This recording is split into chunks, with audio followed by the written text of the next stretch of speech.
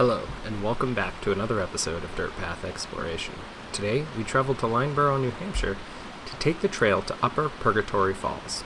You'll remember we previously hiked Lower Purgatory Falls.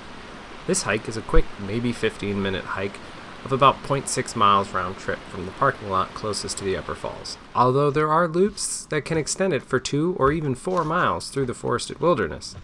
It's worth mentioning that there are actually trailheads that start in the nearby Mount Vernon as well. The trail itself is heavily forested, and while you see rays of light coming in through the canopy, it will be less frequent than the significant shade that dominates it. As such, you'll want to make sure you're prepared for this type of environment and that you will often run into the heaviest population of bugs.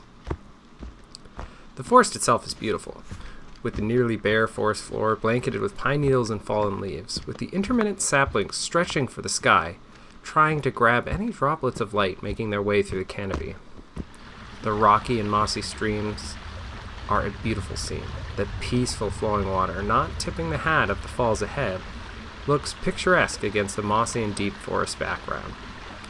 It makes for some mildly uneven terrain, but the beauty of the trail makes up for any added difficulty.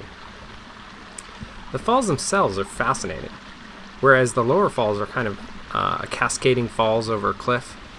The upper falls is a torrent cutting through a smooth slot canyon cut into the rock, something you'd expect to see in Utah or Arizona, not in the woods of New Hampshire. It's a local and popular trail, so it's unlikely that you'll have the trail entirely to yourself, as it's frequented due to its cool features and relatively short distance. But with good reason, it's very much worth a hike. My favorite part of the trail is the slot canyon that's formed by the falls. It's a really neat feature that's uncommon for New Hampshire, something you'd expect to see like maybe in the White Mountains, like Sabaday Falls for example, but not in the backyard of southern New Hampshire woods. I'd imagine the canyon is more impressive and treacherous when the water flow is greater in the spring after the snowmelt, although I'd recommend being extra careful if you come at that time.